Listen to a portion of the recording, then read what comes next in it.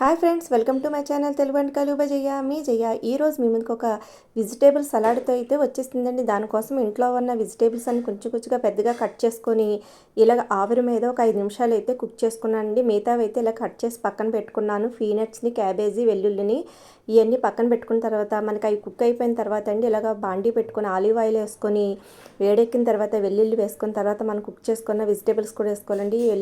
Olive oil ఈ శాండ్విచ్లకి మంచి taste ఉంటుందండి, మంచి ఫ్లేవర్ కూడా ఉంటుంది. ఉంటే వేసుకోవచ్చు, తెలియదు మన దగ్గర ఏ ఆయిల్ ఉన్నా వేసుకోవచ్చండి.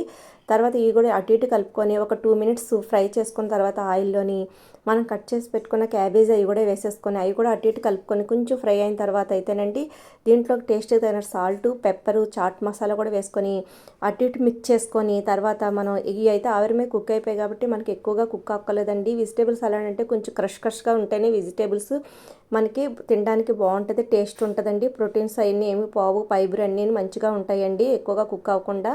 చూసారు కదండి, అంటే మరీ పచ్చిగా తినలేం కాబట్టి ఇలా కొంచెం కుక్ చేసుకొని తింటే బాగుంటుంది. ఇప్పుడు సర్వింగ్ బౌల్లో తీసుకొని సర్వ్ చేసుకున్నామండి. ఇందులోకి నేను ఒక మైనస్ని అయితే తయారు చేసుకున్నానండి, సాస్ని.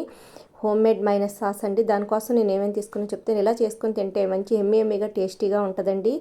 ఆ సాస్ కోసం నేను ఏమేమి తీసుకున్నాను, ఎలా చేసినా అది కూడా చూపిస్తాను. చూడండి చక్కగా ఇలా పైన దాన్ని మన పైన వేసుకొని తింటే సాస్ ఎమ్మీగా ఉంటుందండి. అవసరం లేదంటే మామూలుగా కూడా తినవచ్చు.